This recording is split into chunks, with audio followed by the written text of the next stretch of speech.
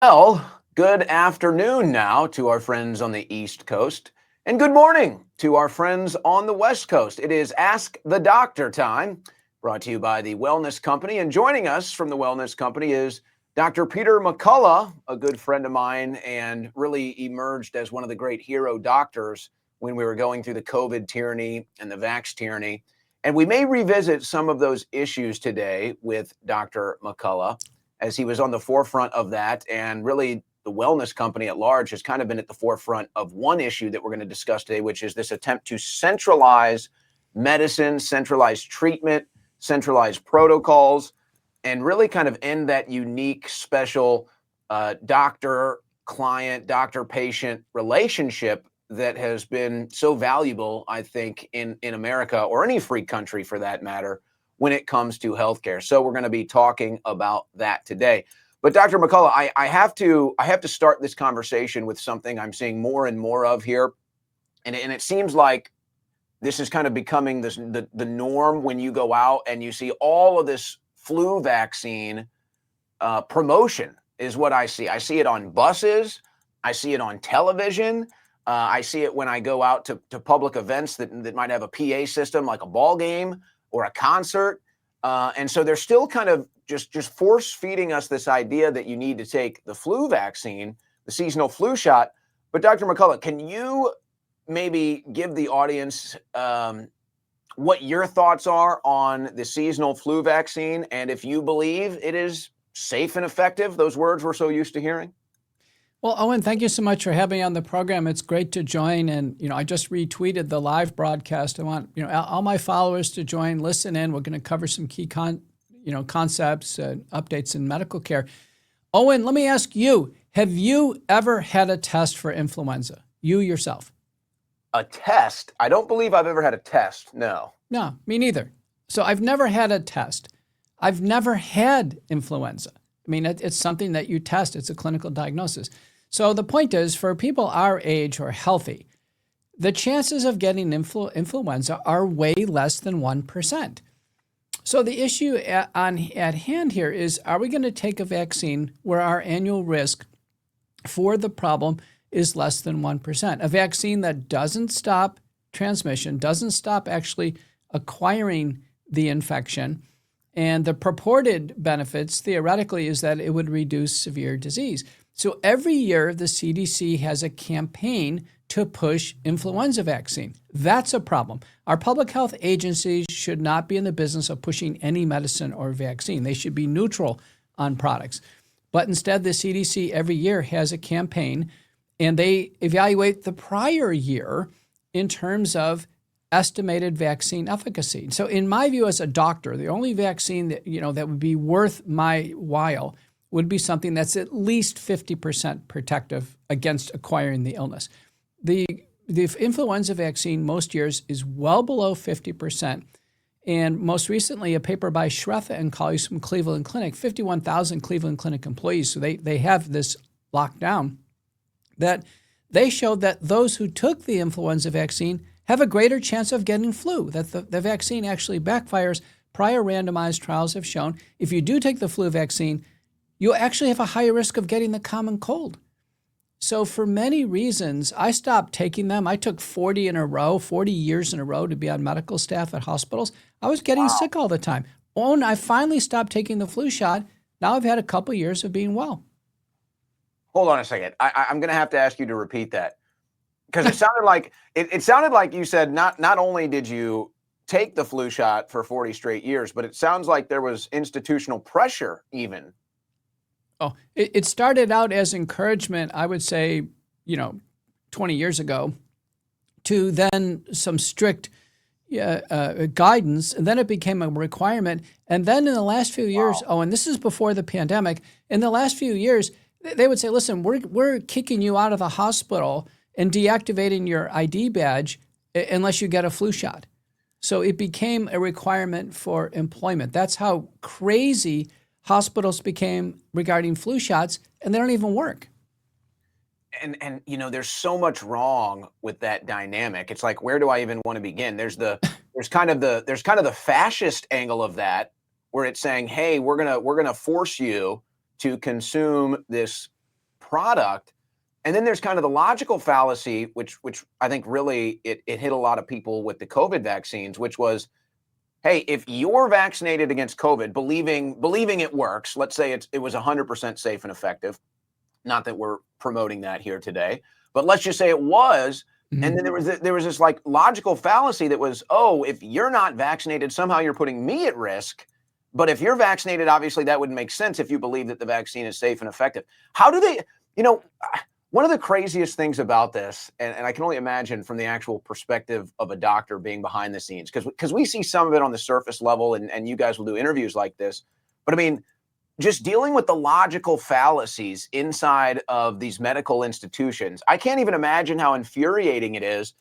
Some doctors probably just give up, Peter. They probably just say, I'm not even going to try to fight the system. It's too ingrained. It doesn't make any sense, but whatever. This is what it is. Owen, I was one of them. I just gave up. I never was a vaccine enthusiast. I was taking the path of least resistance. I'd say, okay, let me take my flu shot. And sometimes it was New Year's Eve and I was getting it because, I literally was going to be locked out of the hospital on January 1st. And, I can tell you that my eyes were opened a few years ago. My brother, who's an investment guy in Dallas at the time, one of his colleagues just took a routine flu shot. And he became permanently paralyzed with a syndrome called Guillain-Barré syndrome, or GBS. Oh. And he's been bedridden since that time. This guy was a perfectly normal, healthy, productive man who, after an innocent flu shot now, his life is ruined. And there's been manuscripts published on this. So there's been an explosion of Guillain-Barré cases. Sure, it's rare, but it's directly due to influenza vaccine. And the current statistics are half of America takes this vaccine that doesn't work, and in some cases delivers rare but very disabling permanent side effects.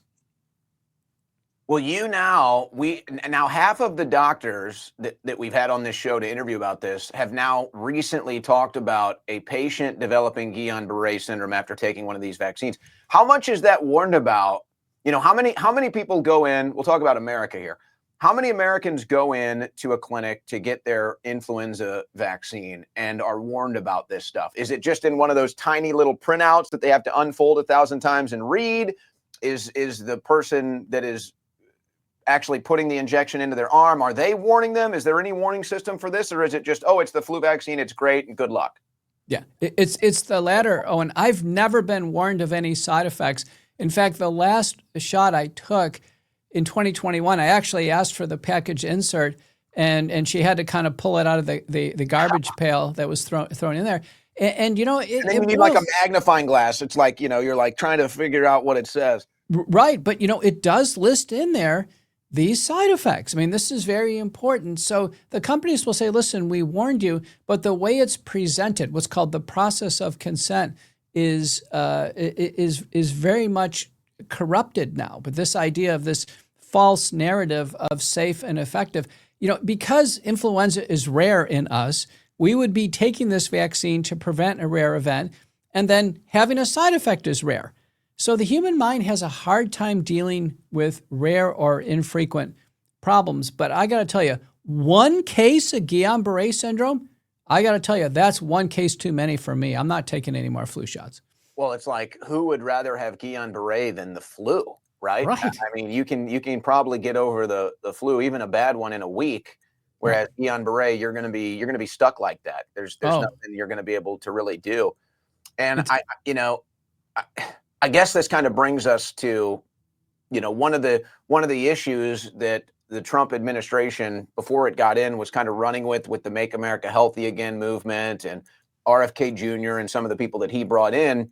There was kind of this, anti-medical establishment wing, let's say, of the Trump campaign and now of the Trump administration. It seems like it's gone kind of silent. I wouldn't say it's been, personally, I wouldn't say it's been a total failure, but it does seem to leave a little bit to be desired from people like you who've been through kind of the corrupt side. You've seen the corrupt side of the medical establishment, and then somebody like me who's just a natural contrarian and really a believer in natural health. Mhm. Maha right now from this administration, it seems to leave a lot to be desired. Dr. McCullough, what are your thoughts on that? It's definitely a mixed review. Let me just tell you what I would do if I was in RFK's position. I think that's the easiest thing to say. So I'm not a public figure, and I'm not a government employee. Thank This God. is this is what I would have done. Day one, I would have pulled the COVID vaccines off the market, initiated a safety review, and directed the NIH to have a massive campaign to research and treat vaccine injuries. That's day one. The next thing I would have done is I would have worked with Congress to write a bill to rescind the 1986 Vaccine Injury Compensation Act and have the companies face liability. Immediately, they would pull their vaccines off the market. Keep in mind, AstraZeneca and Janssen had already pulled their vaccines off the market because of blood clots. So ethical companies will do that. And then I would have written legislation or asked Trump to write an executive order. And then I would have banned all school, military, or employment vaccine requirements of any kind. And I would have depressurized this entire thing. The whole reason why there's a Maha movement is there's a lot of people concerned about vaccine safety in that contingent. And then what I would have done is I would have written legislation or asked for an executive order to ban direct-to-consumer advertising on TV. That way, TV stations could start to give unbiased medical reporting. That would have been day one. Those four things would have been day one. Then I would have done, and this is the great missed opportunity. This is how Kennedy could change healthcare, but he's not doing it. He needs to start calling in a series of monthly meetings in Washington. We call them Bethesda meetings. We've had them before, so there's a structure where you bring in all the chiefs of medicine, you bring in big pharma, the FDA, the CDC, the NIH, public groups. You have a big forum, and you have an agenda, and you start tackling topics, from vaccine safety to the autism epidemic to natural products that look promising for cancer.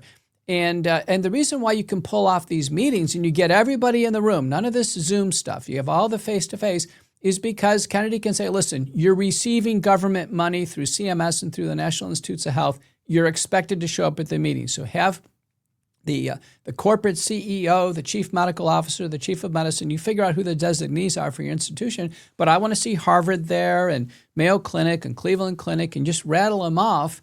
And you know what? He could have changed healthcare in a year if we had that type of leadership. And you don't have to hire any new employees. You don't have to, because these meetings are so powerful to get people in the same room. Then there could be no excuse that, wow, I didn't know about the emerging data on ivermectin and mebendazole in cancer, for instance, or I didn't know about the spike protein. No one can say that anymore because we've had these Bethesda meetings, which are recorded. The proceedings are written up and quickly published.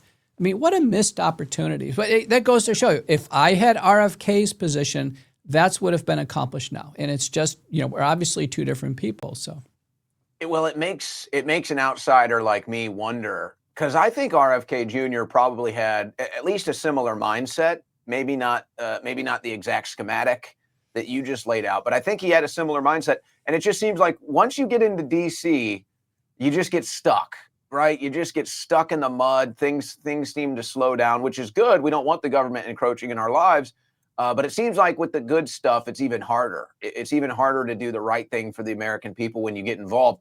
We'll see what happens when it's all said and done with this. But I think a lot of people agree right now that, hey, there's a lot left to be desired here. Now it's funny on the vaccine topic, because this happens a lot if you ever go to a doctor's office or something, and they ask you, "Oh, are you vaccinated?" And it's just like I'm always excited to see the reaction when I say, "No, I've never taken a single vaccine." And the panic, Dr. McCullough, the fear, they start shaking. They can't even believe it, like I'm an alien and I'm going to shoot lasers out of my eyes or something.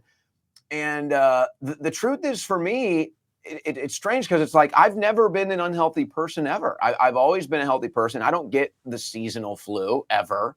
I'm rarely, if ever, sick. I rarely, if ever, miss work. And I believe, for me, for my health practices, it's taking supplements. It's making sure that you know what is good to fight off an influenza, or what you need in the winter, or if you're not getting enough sun, all of this stuff.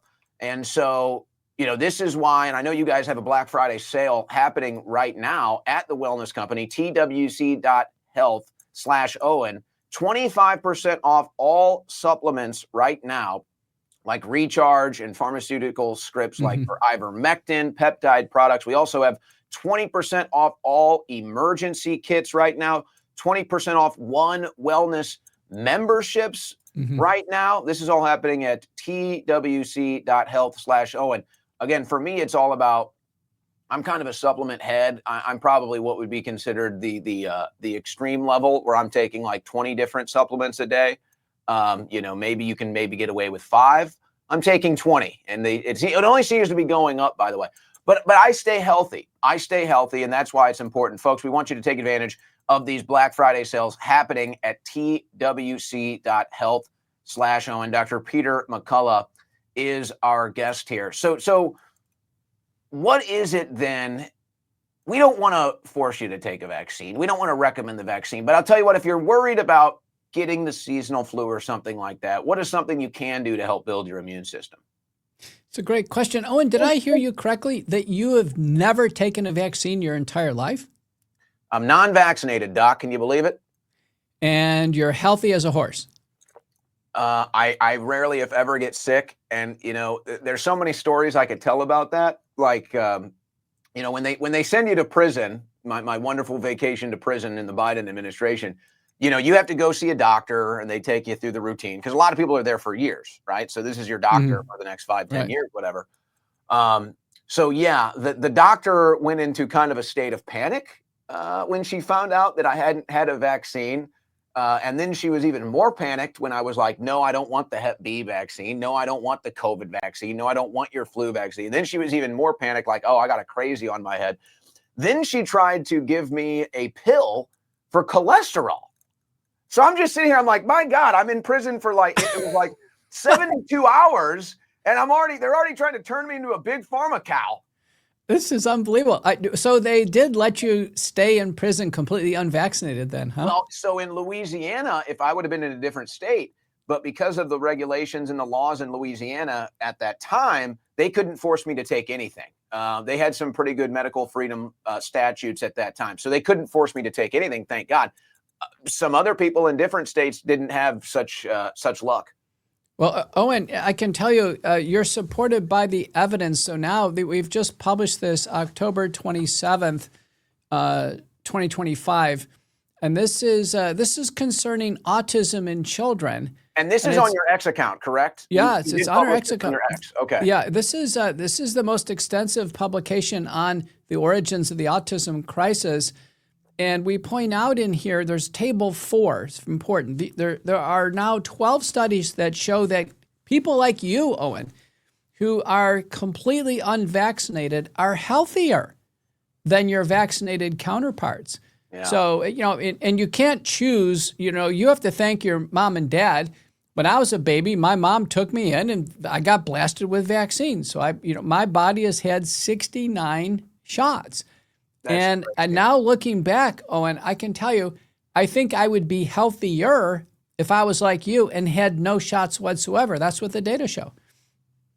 This is an incredible study that you're bringing up here. And, you think it would be more groundbreaking. I mean, has anybody invited you on to their show, like maybe a major news network, to report on this? It's mainly been independent media, but I have to tell you, I think it should be all over CNN and Fox and all the major stations. Our paper was published on the European Commission Open Air Zenodo server. It's already had 200,000 downloads and reads. A typical scientific paper, there's only gets like 250. And we believe the report, which was sent to Robert F. Kennedy and everybody in charge at CDC and HHS. And we were told not to expect a response because they don't want to correspond with external email addresses. But we think this report is what moved the CDC to change their language on the website within 3 weeks of getting the report, where they said, the statement that autism is not linked to vaccines is not evidence-based. It's not evidence-based because we analyzed all those 29 studies and we showed that they were flawed. So this was a big deal. Senator Bill Cassidy gets out on CNN and all the major news stations, and he's pounding the CDC. And we've messaged Cassidy, say, listen, just read the report. And fortunately, HHS came out and kind of backed this up and said, listen, we're responding to the gold standard science, i.e. the McCullough Foundation report. So you brought up the TV ads, right? You brought up the big pharmaceutical TV ads. They run on all the networks. In fact, I think people have found, and the numbers are disputed, but people have found that big pharmaceutical ad buys are one of the cornerstones for network news, for cable news, those big pharmaceutical ad buys. Now, RFK Jr. had talked about removing those from TV. That's probably an obstacle for somebody like you. That's probably an obstacle for the study that you are releasing here, because the people that sponsor cable news, those products, your study is, shedding new light on those products that they might not want to be there. And the same would be true regarding any pharmaceutical that has side effects. So if we were brought news about bleeding complications with blood thinners, I guarantee it would never make it on CNN because they have a contract with Pfizer, and Pfizer makes the most widely used blood thinner, Eliquis. And that's how this goes. The pharmaceutical contracts essentially become a filter for medical reporting.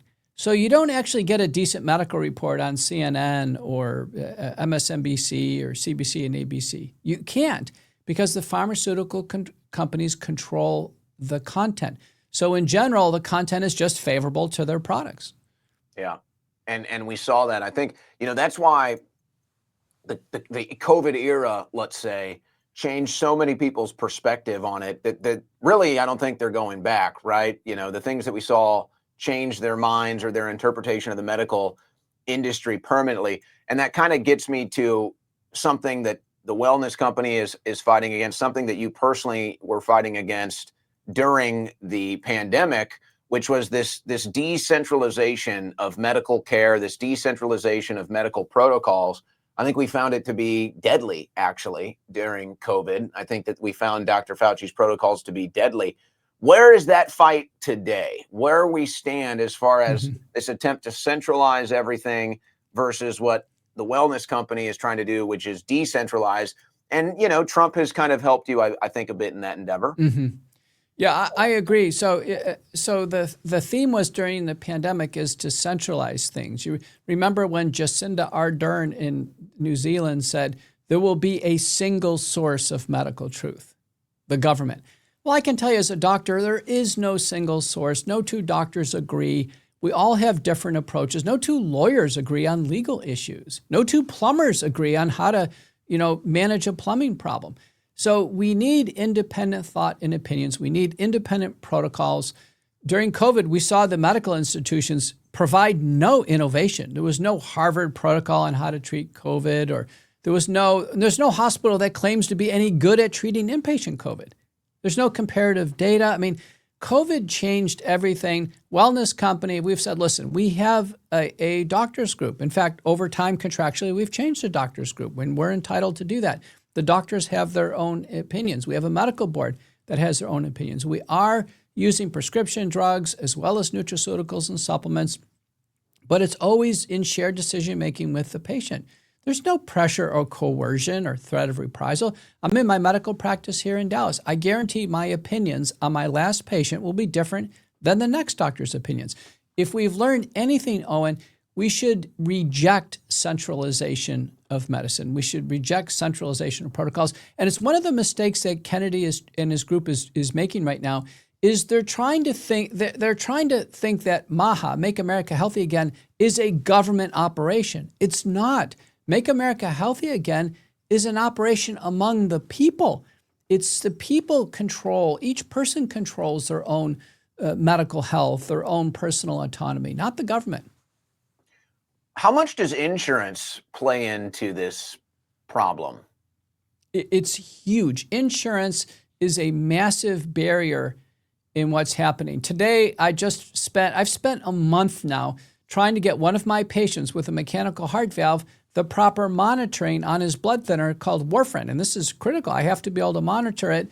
His insurance covers monitoring, his home testing equipment.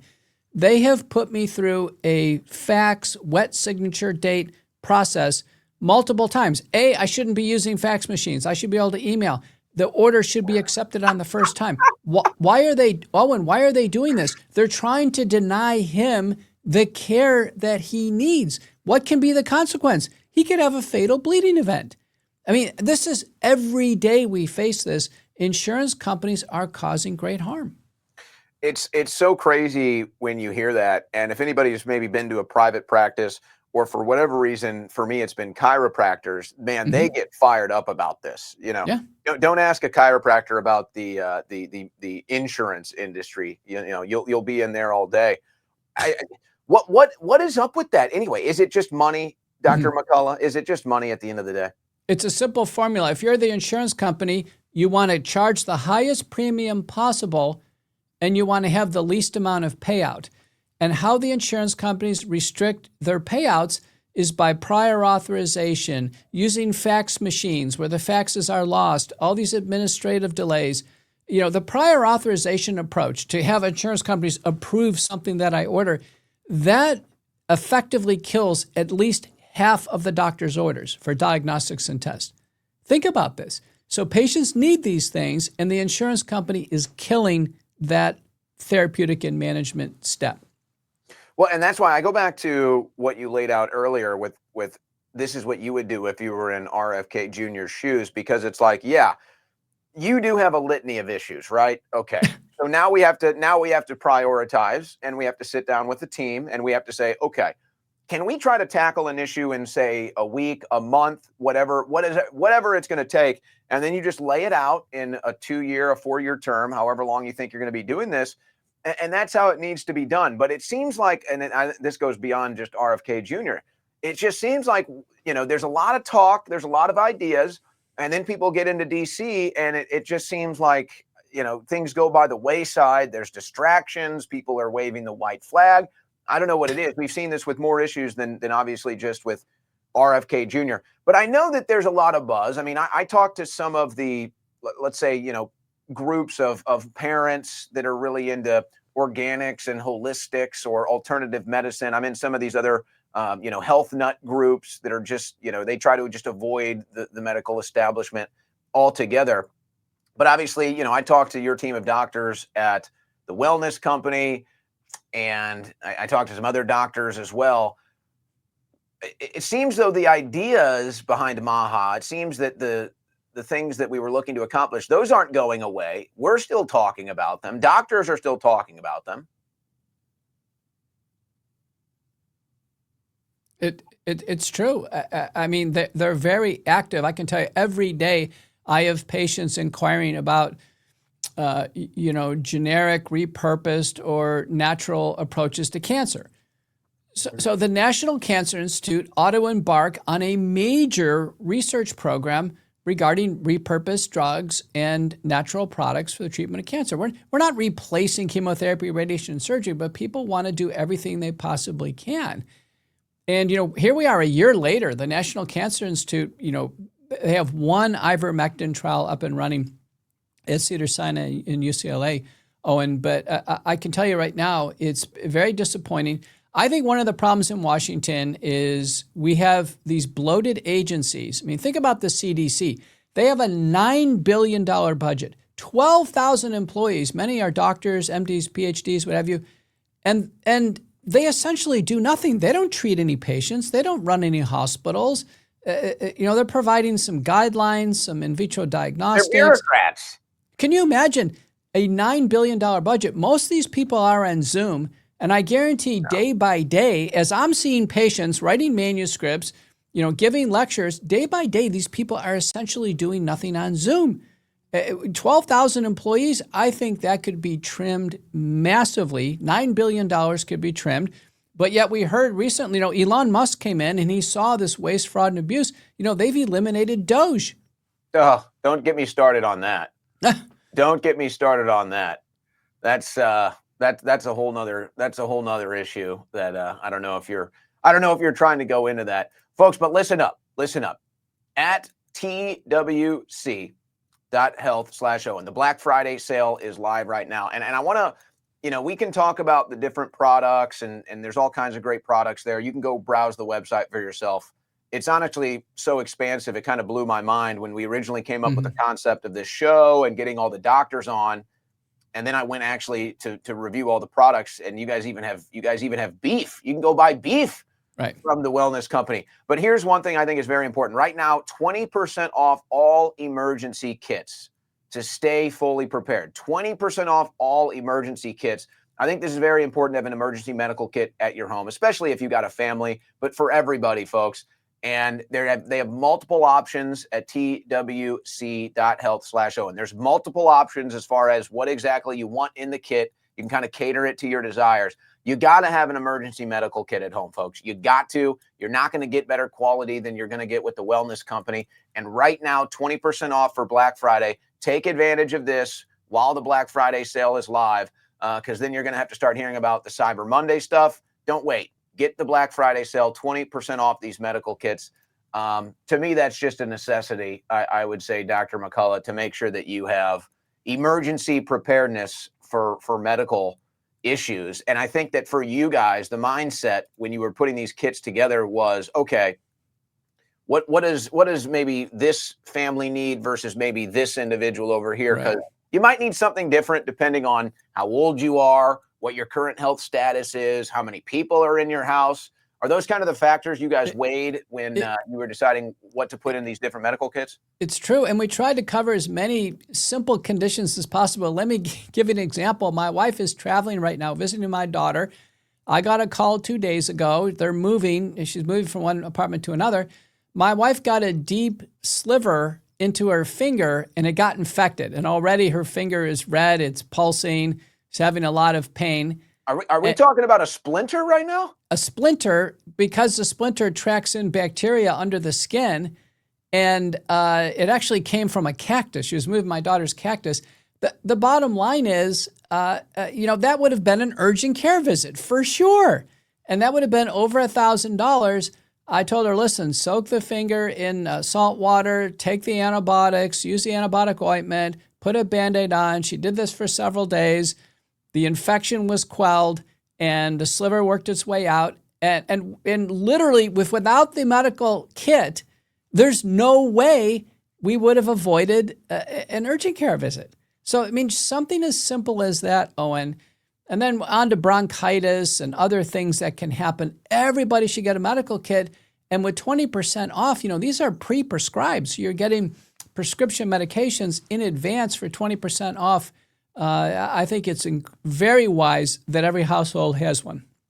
Well, for me, I had basically a oversized plastic Ziploc bag with Band-Aids and ointments and wraps and everything else.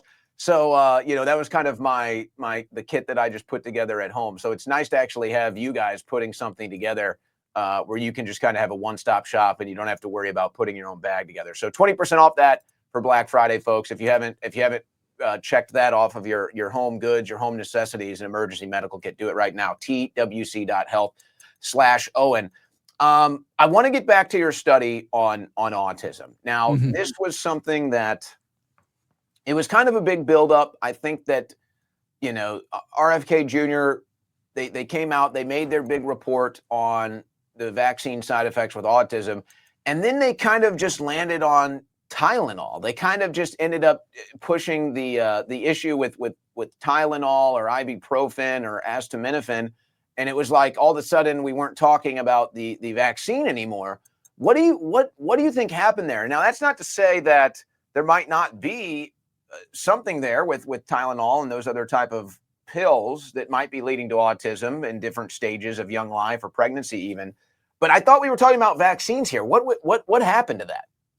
Owen, did you watch the September 22nd, 2025 press conference with Trump and RFK and everybody, or see some clips of it?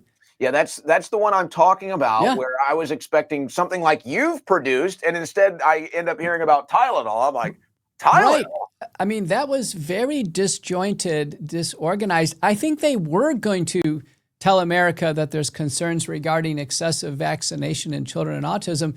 And somebody from the vaccine lobbyists came in at the last minute and said, listen, pin it on Tylenol. Because Trump came out, he couldn't even pronounce it. He goes, acetaminophen was, and Trump couldn't stick to this new talking point. And so Trump ultimately said, I think we're vaccinating kids too much. And you could see the body language with RFK and others that kind of put out this misdirection communication on Tylenol.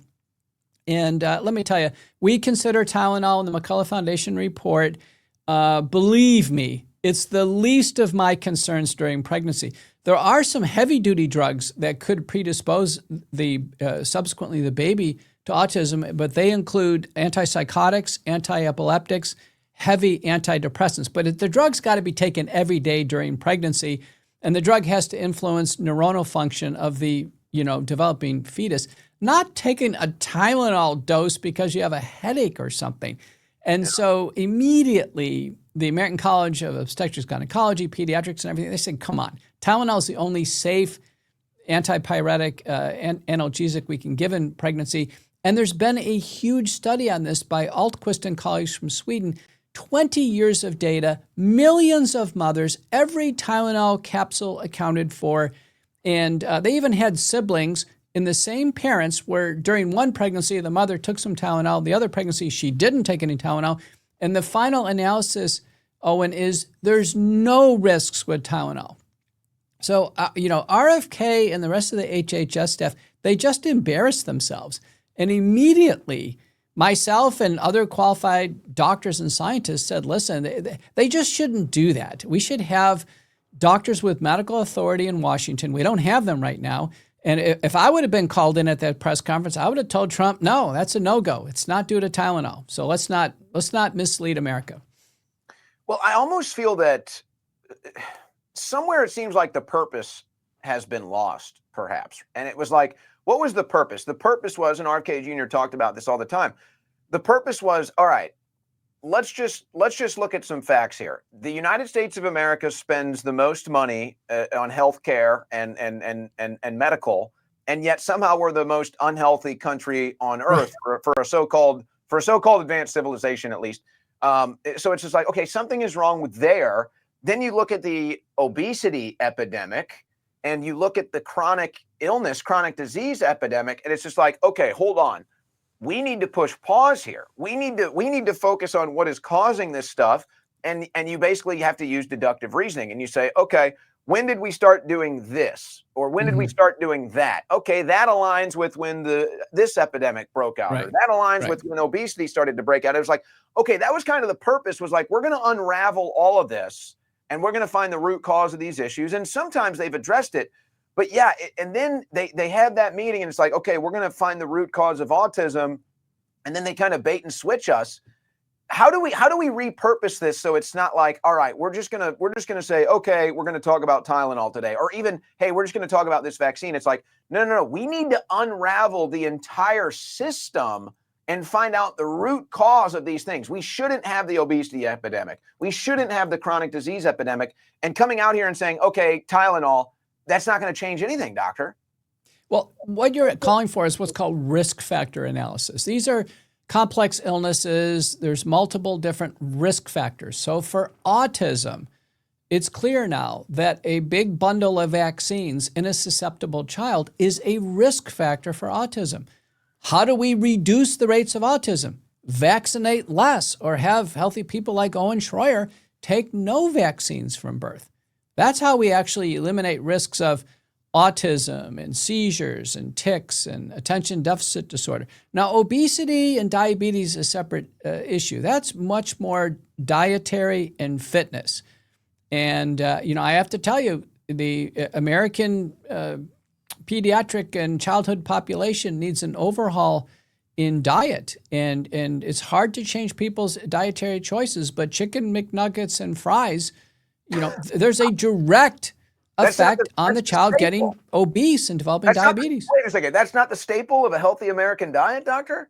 It is. I tell you, in so many urban populations, it is. Owen. You can see it all over. Diet is always healthy choices and portion control. And there should be fitness. Many schools have phased out physical activity classes, physical education.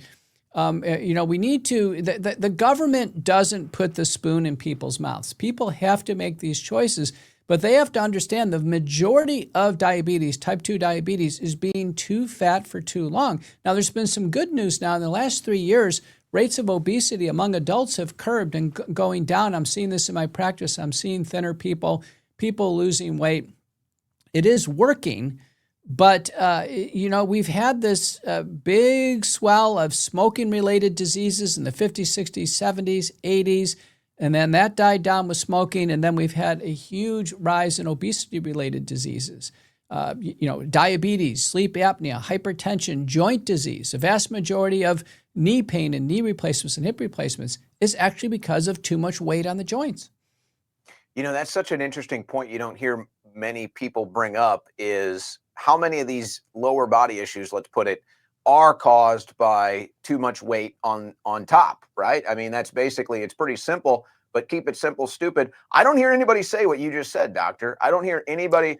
And I guess, again, for the medical industry, for the insurance industry, this is big money. You're coming in getting knee surgeries. Hey, baby, we're making money. Well, who did mention it recently was the CEO of Lilly. So they make one of the oral drugs. It's like an oral Ozempic. And they're doing clinical trials, and they know these drugs can lower weight now.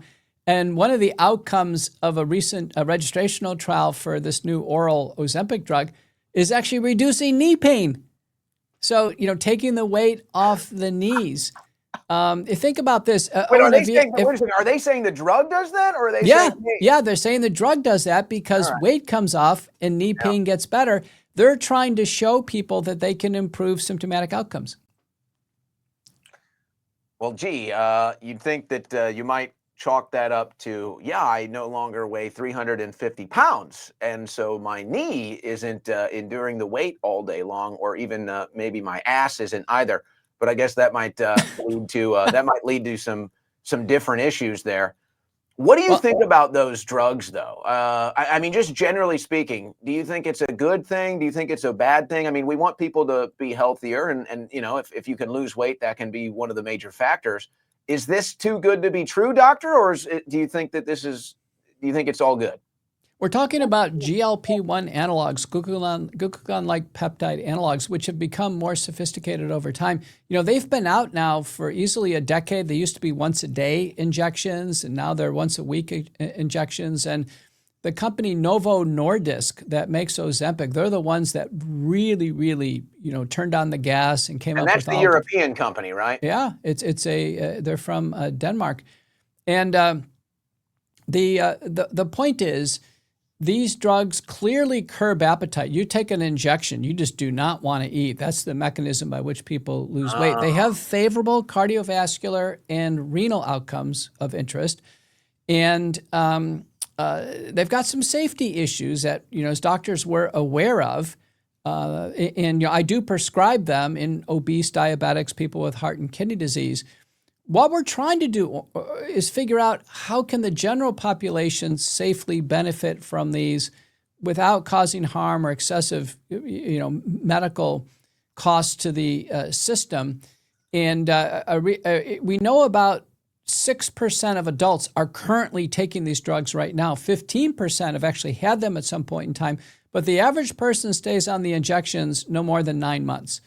And so at the Wellness Company, we've innovated with forms of these peptides in what's called an aquasome, or a certain kind of little capsule, so it can manage the GI tract. And you can actually take these orally in a drop format, not a pill format. And the lead product is retatrutide, which is a triple-acting Ozempic-like drug, but it's in drops. And boy, does it work. I've had so many patients lose weight. I've had one person lose weight, 90 pounds, and it doesn't have the side effect profile of the injections in my clinical experience. So this is an innovation. We also have semaglutide Ozempic, but again, in this unique formulation as a spray. So you can just do a couple squirts in the mouth and get control over this. These are wonderful products for people to consider. You can do this. The doctor does approve this from the wellness company, but you can do this without having to see your primary care doctor and have insurance companies involved. You don't need a prescription, is what you're saying. Right. Well, it's done internally at the wellness company, and then the patient can control their own destiny. And these are combined with forms of oral capsule supplements as well that, kind of rebalance the body's metabolism, curb hunger. And they really do work. I mean, I had a patient come in today doing great. She was actually on that one you're showing, peak metabolism. She had a history of diabetes. But, I got to tell you, Owen, if somebody loses 5 pounds of body fat, already the blood test numbers improve. She had lost 18 pounds, and it was night and day in terms of her blood test results, her physical exam. So, I am favorable to these more naturopathic, self-controlled, self-regulated approaches. We will use the prescription drugs in heavy-duty cases, but I think there's a limit to how many people can take the prescription injections. A recent paper in JAMA indicated that maybe 50% of all Americans should be on Ozempic shots. I think it's too high. Well, and then, blood health is a whole nother topic of conversation that we don't need to get into today. But, it's funny when I'm hearing you, because I didn't look into the actual effects or why the GLP-1 peptides work. I kind of just look at more of the news stuff when it pops up in the news and I see it. And it's funny when you say, well, it's just essentially it's making you lose your appetite, right? It's making you stop eating. And it's so funny to hear you say that. Because so many things, I don't know, maybe it's just me, but I think so many things when you think about your own health or just general health practices, it's like so much of it is intuitive, right? It's like, I need to eat better. I need to sleep better. I need to exercise, right? It's like, it's just duh. So much of this stuff is just so intuitive, but it's funny. I've got friends and they work out a lot, or I've got friends at the gym and they see me and I'm pretty lean, doc. I don't know what my body fat is, but I'm guessing it's definitely in the single digits. Wow. And they'll ask me and they'll say, hey, I kind of got this stubborn belly fat and I kind of, I can't really get that cut that I'm looking for. And I asked them, I'm saying, well, what's your diet? And they're like, oh, I eat a lot. I'm like, well, there it is. I'm like, it's literally if you want to lose weight, you have to stop eating. And so I get it. It kind of sounds, it sounds nonsensical to say, hey, stop eating. It's like, well, you have to eat, obviously. But it's just true. Fasting is healthy for you. If you do a 24-hour fast, I did a 72-hour fast once. You can lose 5 pounds like that. And if you stay healthy and stay exercising, you can keep that weight off. So it's just true. Sometimes you just got to stop eating or eat a lot less. It's true. And, reconnecting with your hunger. Hunger should be a good sensation. You should be hungry going into your meals. I have some obese patients, Owen. They say they haven't felt hunger in years. In years. So you're right. It's good to feel hunger. Now, of interest, these drugs, the GLP-1 agonists like Ozempic, they do have some metabolic effects in the body. And we know this because when body fat is lost, just through diet alone, it's about 75% fat that's lost and 25% of muscle. But with Ozempic, the injections, it's about 60% loss of fat, 40% of muscle. And so it has some effect on the muscles that we're not crazy about. And we're talking about the injectable Ozempic, Wegovy, Zepbound, Mounjaro, those four. And so you've heard the term probably Ozempic face, where someone's face changes. They actually lose the muscles, the masseter muscles, and the body changes. And it's very hard to get back muscle mass. Oh, and that's the reason why I don't think everybody should go on this. Did you see Serena Williams? There's a commercial, the tennis player, where she lost 36 pounds taking Ozempic shots. I got to tell you what, for an athlete, I do not advise that. It's going to be very hard for her to get that muscle back. So that's what we're talking about here. We're talking about not just sacrificing the bad weight, but the good weight as well. Right. And it's more so with the GLP-1 agonists. Now, we think with the drop formats and the spray formats we have at Wellness Company, we're giving such a low dose, we're still getting that, taking the edge off hunger, but not getting that deep metabolic effect. But it's important as you lose weight to not only make healthy choices, reduce portion control, reconnect with your hunger, but also do aerobic and strength training. I have patients losing weight where I tell them to lift weights because as the muscle mass increases in the body, there's greater and more efficient utilization of glucose and free fatty acids. So everything gets better with exercise, both aerobic and strength. Yeah. Well, and you just said it too, and I guess it depends on what you're looking for. But for somebody like me who's been in, I've been into weight training and fitness for decades now, you learn it's like, okay, am I trying to get size? Am I trying to get lean? And then you learn, okay, these are the exercises I need to do. So it's all about catering your diet and your exercise routine for the results that you're looking for. But obviously, like you said, you don't want to sacrifice long-term if you don't have to. And there might be a situation where you'd say, okay, we're gonna put you on the weight loss drugs because you're kind of in an extreme situation. But like you said, for somebody like an athlete like Serena Williams, it's like you're probably better off taking the time. You're probably better off taking the time to do this the right way because of your actual outstanding fitness in the past. You can get back to that faster without taking the shortcut and costing yourself the good muscle, the good weight. Oh, for sure. I don't know if she did that for the commercial or not, but I don't advise it. I hope none of the pro athletes in the NFL or anywhere else is doing it. I personally wouldn't take the shots. I'm like you. I just do it through diet and exercise. And we do want to, it's been said, Owen, it's a lean horse for a long race. If you want to live a good long life, run your body weight lean. It's very important. It should be a personal goal of everyone. Yeah. And it really just comes with a healthy lifestyle. And if you're eating the right things, you don't have to do too much. You don't. You just have to eat the right things, get the right exercise routine, and you can maintain good health. You don't have to look like, a professional bodybuilder or a model or an athlete, but you can take care of yourself. And I've learned this too, and I always tell young guys this, that I see at the gym. It's so much easier when you're young, right? And it's not like I'm cracking some secret code here, but it's so much easier when you're young. And if you can build, for young people listening to this, if you can build a healthy foundation when you're young, that will benefit you so much into the future.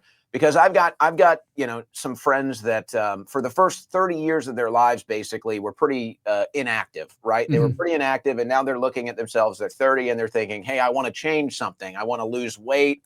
I want to get stronger. I've got these goals I want to reach." But if you're just trying to start that journey at 30, it is going to be so much more difficult to do that. Whereas if you started at 20, maybe make some bad health decisions down the road. But if you started at 20 to try to rekindle that in your 30s and 40s, it is so much easier. I don't know the science behind that, doctor. I'm sure there's some science behind that. No, I'm glad you mentioned it. It's called the base. You can actually have a base of fitness that you can carry through life. And so there's been studies, believe it or not, of the Swedish Army. This is fascinating. And they actually very accurately measured the fitness of young people in the Swedish Army. And then 50 years later, ask the question where they are.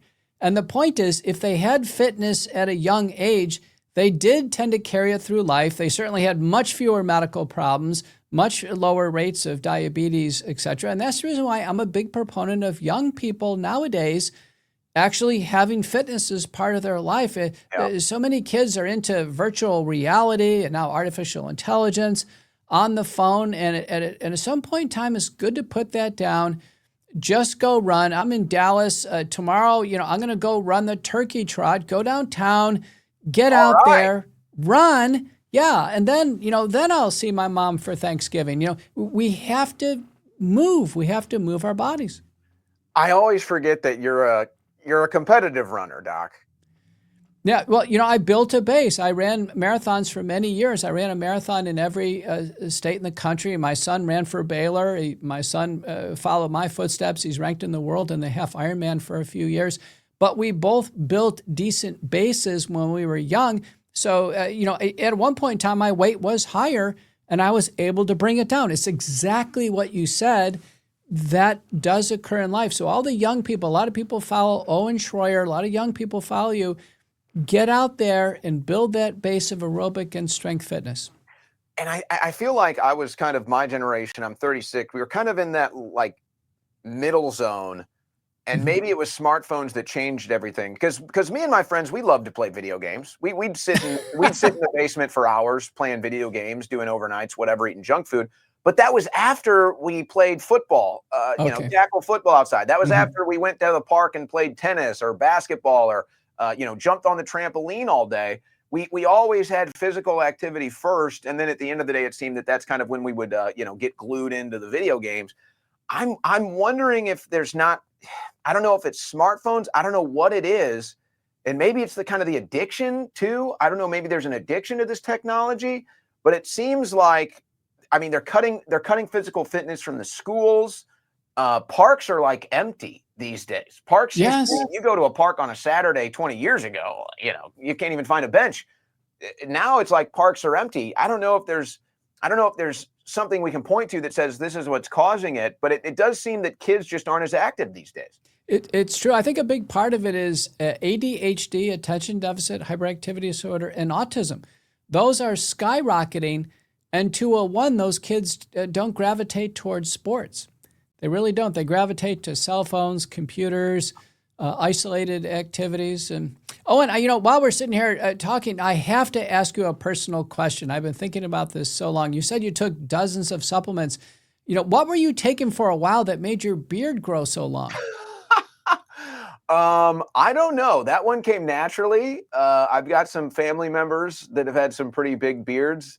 Because I got to tell you what, you're doing great in the hair and beard department, but some people aren't so lucky.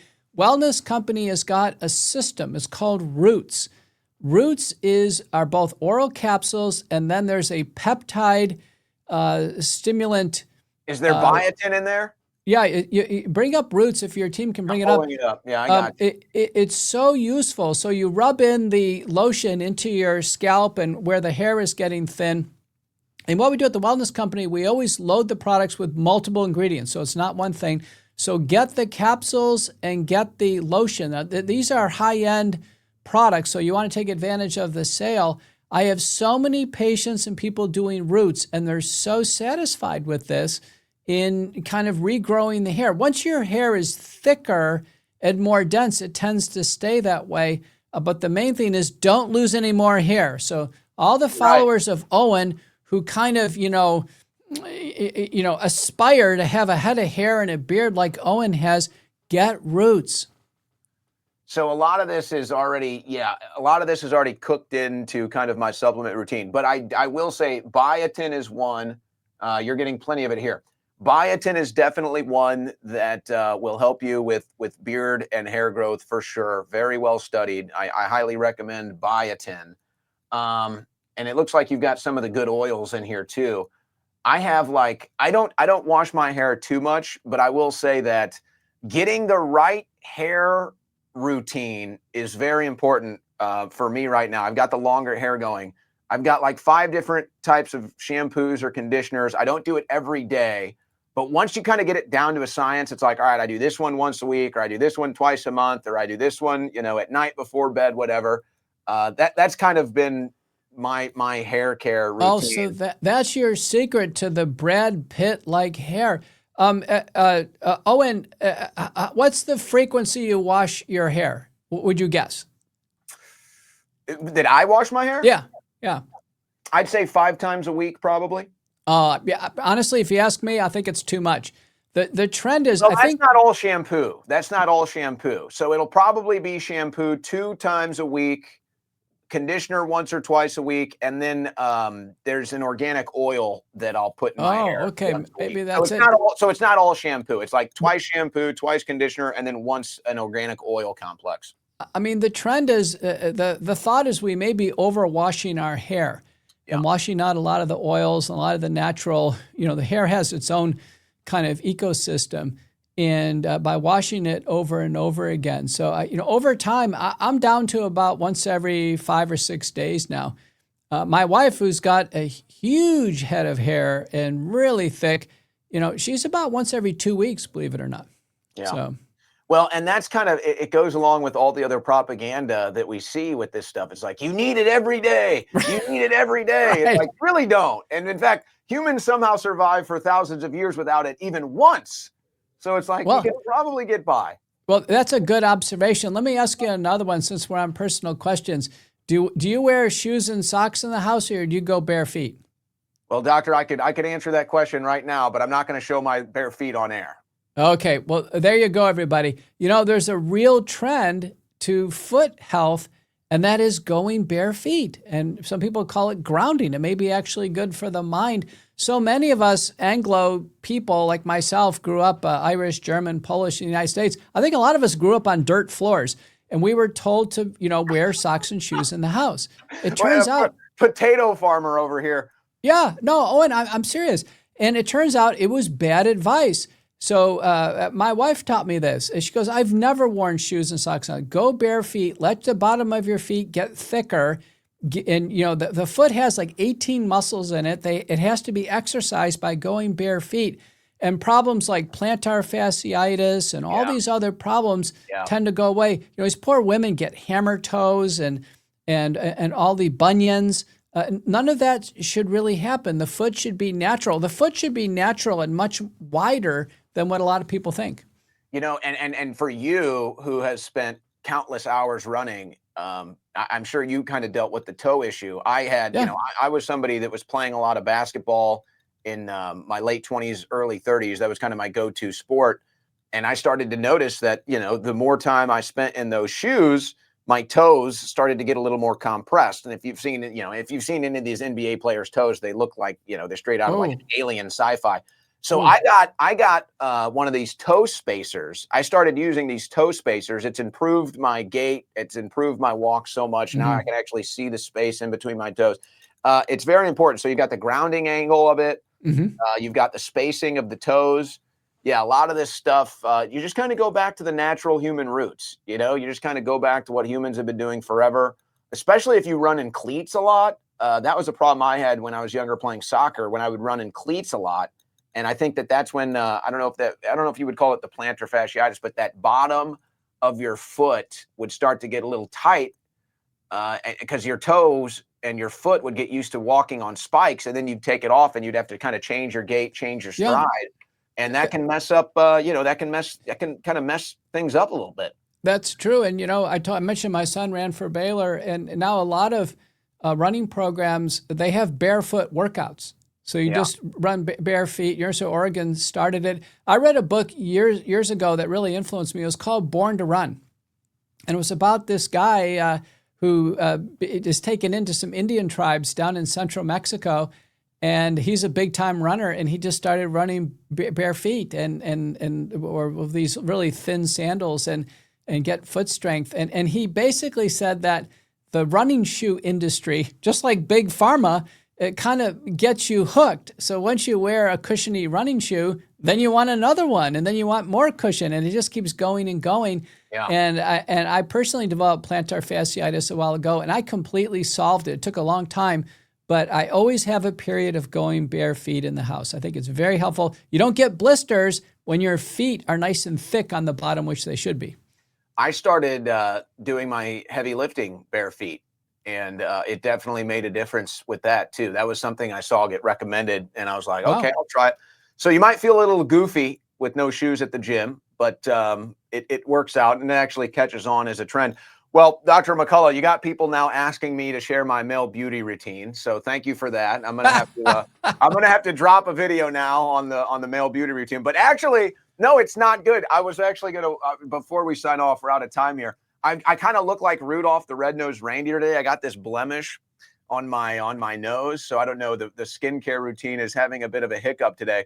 I don't know. Can TheraBlue take that out? I'm going to test that out. No. What you want there is you want the topical ivermectin product. That's what's called rosacea. You just have a little bit of that, and it's perfect for that. If, people suffering with acne, the red nose rosacea, it's actually FDA approved for that.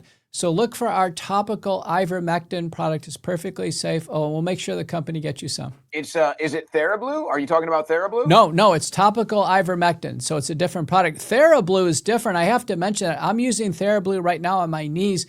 That has a peptide in it. It's got about 11 ingredients, including methylene blue. Wow, my knees feel great. I wasn't having knee pain, but I felt old. And my knees felt old, and I've been using it. Just use it every day. I put it on after the shower today, and it's a winner. TheraBlue for the joints, and then for the skin and the acne rosacea, ivermectin cream, all at the Wellness Company. Yeah, it says clear skin ivermectin cream. I'm assuming that is. Yeah, that's what you want, Owen. Yeah, I mean, you're too good looking to go too long like this. So I know it's especially when you're on camera every day. Luckily, it's a Thanksgiving holiday, so the Rudolph the Red-Nosed Reindeer look is I only have to suffer through a couple of broadcasts with the red nose look going on here. Well, we got to almost everything I wanted to cover today. Perhaps we can share some of the other conversations I wanted to have with you for a later date. Dr. McCullough, always great to catch up to you. Thank you for your time today. And we hope you and your family have a great Thanksgiving. Everybody tuned into this having a great Thanksgiving. It's one of those times we'll let you eat as much as you want. All right. We're not going to judge you this Thanksgiving. Eat it all. thanks. All right, Dr. McCullough.